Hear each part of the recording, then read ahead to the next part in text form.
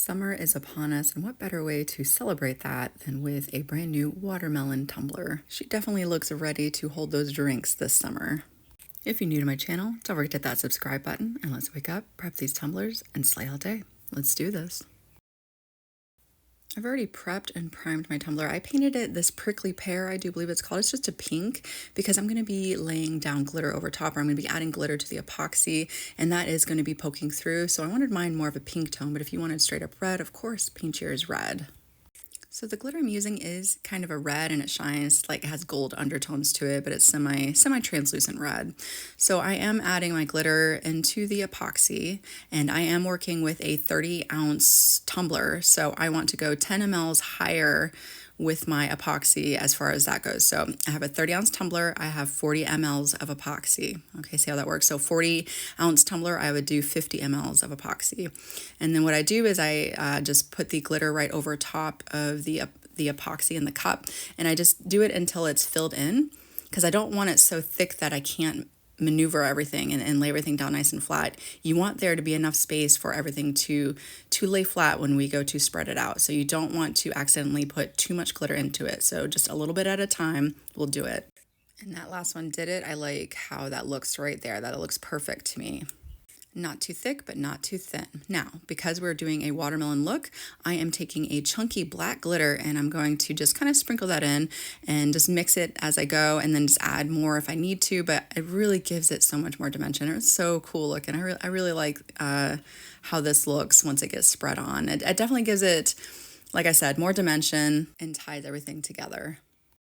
So now when we go to spread on our epoxy mixture here, I am going to work in about 2-inch width as I go. So I'm just going to spread it around in about 2 inches of a working space area. I do that so that way it doesn't get too sparse on me and everything is kind of even as I go. So if you just continue to swipe it around the entire tumbler, you could get like bare areas, you know? So if you just work with it in just a small space, just like that, just how I'm doing here, and just move it around, it'll look nice and even for you. You may be wondering why I'm applying my glitter in this fashion. Well, I just kind of wanted that look of the paint underneath. Like I didn't want it full on glitter, so that's why I'm doing this today. But it definitely makes it go a lot quicker as well, because pretty much after this cures, you can move right into the next step without having to add another coat of epoxy and all that kind of stuff. So depending on if you get used to it, you could even make it look that full. See how full it looks of glitter once I lay it down, but you have to be really good at not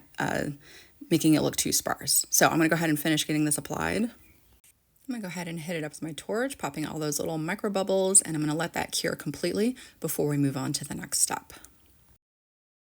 Now, I don't need to add another coat of epoxy over top, but if yours is way too lumpy, then you may need to add another coat of epoxy. Okay, but if we did it just right, if we did not applied too much glitter to it, it should be nice and smooth for you, and you should be able to move right on to this next step. Well, I'll take that back. If you're working with UV DTFs, if it's a little lumpy, it should be okay. Okay, just give it a good sand. It should be good to go. But I'm working with these sticky sheets that I had got from Mr. Nolan's Glitter, or M&G Supply Co., I believe they're called now. And these the backings do not get removed. You apply these down and you smooth it out and you leave it just like that. So you need a nice smooth surface that's not sanded to apply this to. You don't want it sanded, you don't want it lumpy, so that way it looks nice once you lay it down. But all you want to do is cut as close as you possibly can to the image. And I also want to say this before I move on to the next step is I've had these for a really long time, and I'm in the process of going through all of my crafting supplies and trying to use up what I have. So if this isn't available, I'm sure there's lots of other really cool summery decals out there for you guys to use with your watermelon tumbler. So I'll remove the decal from its backing. I have to have it standing up so I can get it straight. I'm gonna get that laid down, and then I'm gonna burnish that down really, really well.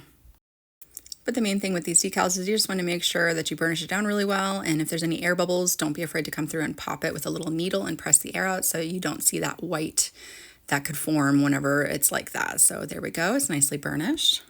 So you wanna put your decal down first, because we are going to freehand the watermelon rind around our decal. And the great thing about this is that you can have this go any which way you want. I wanted it to make sure that you could see a little bit at the top and around the front. So I'm just going to make mine come up and around, like you can control however you want it to look. And I did want to make sure that I did the bottom of it a little bit as well.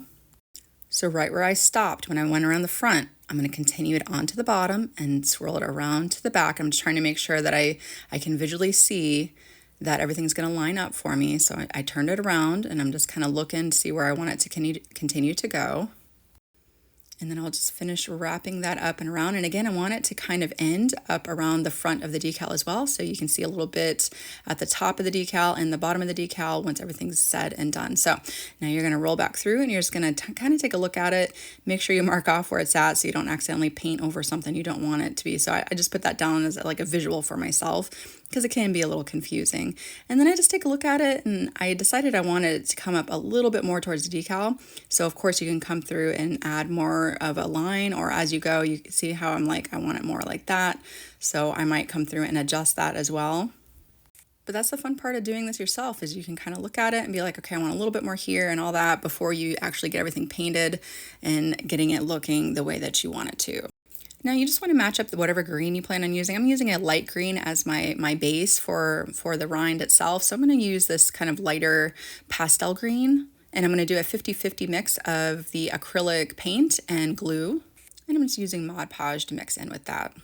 The reason why I like doing a 50-50 mix is I feel like the acrylic paint isn't enough to latch on to the glitter. So I like to do this mix to make sure that it's going to stay still for me, that glitter, and not too much is going to shed away when I go to swipe it or clean it up before we move on. Now this next part, you do need to move a little quick because, you know, we're working, especially in the summertime. I know my stuff dries a lot quicker than normal. So you just kind of want to load it on kind of thick so you have a little bit more time to be able to paint your outlines here and then lay your glitter down without it drying on you. Once I got everything all filled in, I did come back through one more time and just kind of touch up and make sure if I felt like anything was dry, that I kind of just added just a little bit more, just in case, especially around those edges where it gets a little bit thinner. So I just came through and added just a little bit more. And then we're going to quickly apply our glitter. Now I'm trying really hard not to shake it down over my decal. I meant to tape off my decal because I don't want to accidentally get glitter stuck into, you know, it could get stuck into like the edges of the decal, you know what I mean? So I'm trying not to shake it over top of the decal just so that way that doesn't accidentally happen. So just be careful with your decal or block it off with some painter's tape before you do this. And then after that, you just want to go ahead and set that off to the side and let that dry completely. But look how that's looking, so adorable. You guys are doing amazing. All right, I gave it about an hour. I think that's good. You know, I'm kind of impatient. So now I'm just going to sweep off any extra glitter that just didn't get adhered down, and that should be good. So to achieve the rest of this rind look, there are two different ways you could go about this. The first way is with a darker green alcohol ink of your choosing, and we're just going to do like stripes of that down there. Very simple. You could do it in that manner, or if you don't want to do it in that manner, if you don't have a green alcohol ink, but you do have a painter's brush, some Mod Podge, and some dark green glitter, you could do the same thing where you could take the painter's brush filled with glue and tap it down, making those stripes, and then laying the glitter right over top of it. You could do it in that fashion as well, but I'm going to use the alcohol ink since I have it on hand.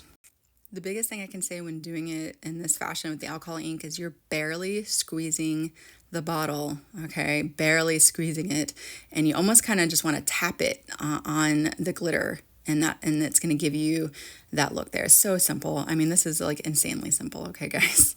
Very, very, very simple. I highly recommend if you don't have the alcohol ink, I would get it because, like I said, this is simple. Or do it the other way. Either way would look pretty, okay? Either way. But you pretty much just want to hold it up straight and get your lines down. And again, it doesn't have to be perfect because it's a watermelon.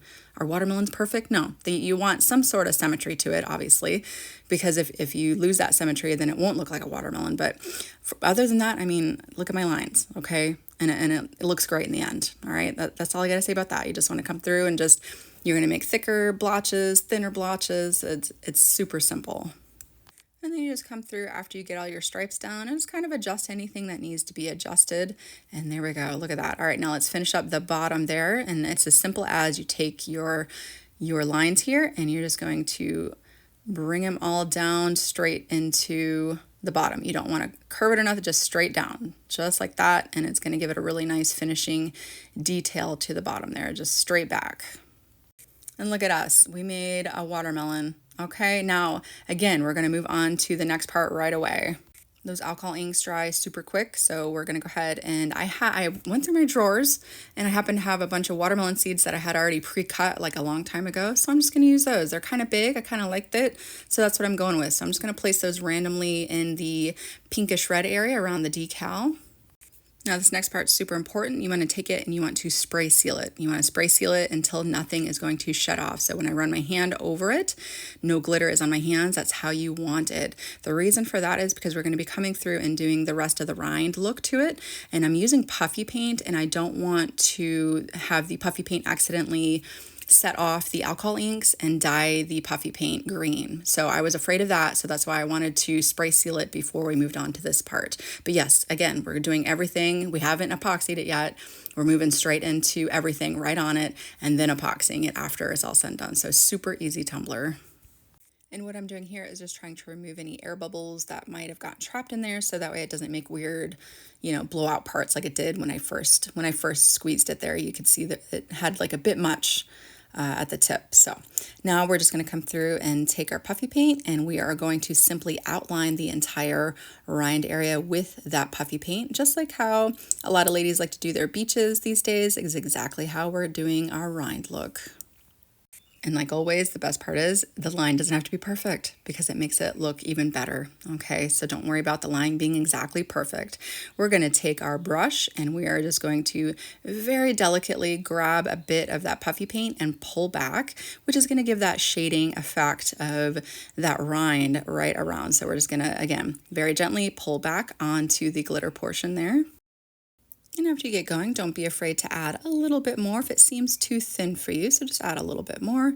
And then again, just kind of blend it back. And again, your blend job doesn't have to be perfect either, because after we do this part all the way around our rind, we are going to take another brush, a clean, dry brush, and we're going to come through and blend out the rest of that rind into the glitter, so that way it doesn't have such a harsh line around our white area that we just painted. We would just want to blend it in, which is why I wanted to do it on the raw glitter, because it really just gives it more of that ombre or feathered look to it, versus if I put the epoxy over top then did this, I don't think I would have achieved that feathered look as much as I do right here with it pouncing into the rough glitter area.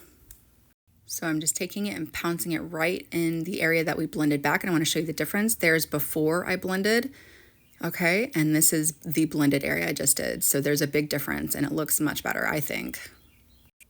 And there we go, look at that. I love it so, so much. I hope you guys love this too. I'm just really loving how this is looking. So because I added so much around it, I was afraid of it moving, which I'm sure it probably wouldn't, but I put it on my turner just in case to let it dry, or to at least get that skin on it, and then I took it off to let it finish drying. And I let that dry overnight just to make sure it was fully dried before we add our epoxy over top of it.